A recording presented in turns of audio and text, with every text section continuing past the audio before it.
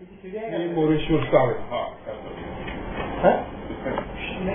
गेल्या 50 वर्षापासून औरंगाबादमध्ये आणि गेल्या जवळजवळ 75 वर्ष मराठवाड्यामध्ये निरनिराळ्या ठिकाणी माझं वास्तव्य झालेलं आहे आणि निरनिराळ्या प्रकारचे व्यवसाय केलेले आहे. त्या सर्व काळात एकंदर समाजाची जी काही परिस्थिती त्याचं अवलोकन फार जवळून केलेलं आहे.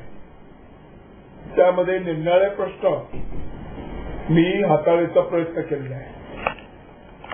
एक तर साक्षरता हा सगळ्यात मोठा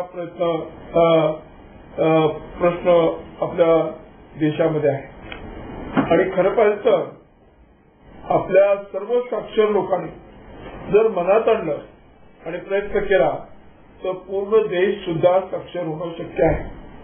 उदाहरणार्थ सांगायचं जर झालं, मी ओरिजिनली ठाणे जिल्ह्याचा राहणार आहे.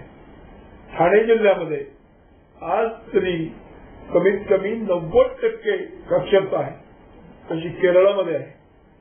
तशा प्रकारची साक्षरता आपण देशात लवकरात लवकर निर्माण करण्याचा प्रयत्न करणं हे आपलं कर्तव्य आहे. दुसरा प्रश्न असा आहे भ्रष्टाचार.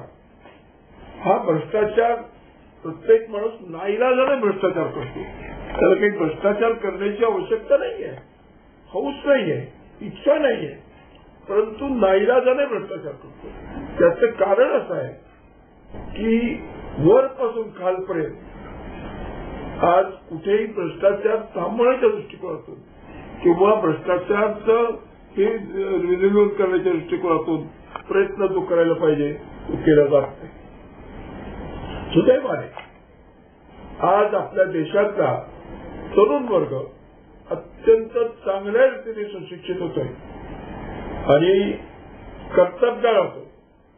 आणि प्रत्येकाने आमच्या घरात सुद्धा आम्ही बघितलंय की आमच्यापेक्षा आमची दुसरी पिढी आणि दुसरी पिढीपेक्षा तिसरी पिढी जास्तीत जास्त हुशार, जास्तीत जास्त इंटेलिजंट होते आणि त्यामुळे त्या लोकांना दिवसेंदिवस ह्या गरजांची जाणीव झालेली आहे आणि त्याचं निर्मूलन त्या तिसरी पिढी, आता जी तरुण पिढी आहे ती पुढच्या काळात नक्की करेल अशी अपेक्षा आणि खात्री मला वाटते.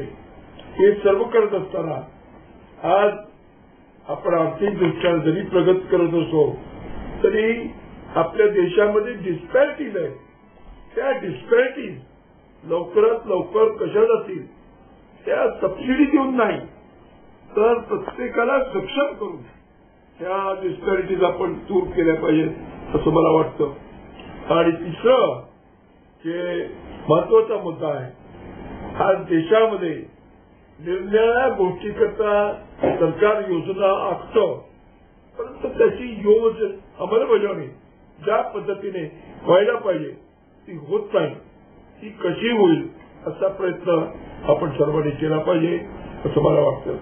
आणि इन्फ्रास्ट्रक्चर डेव्हलपमेंट वरती जास्तीत जास्त लक्ष दिलं पाहिजे असं मला वाटतं.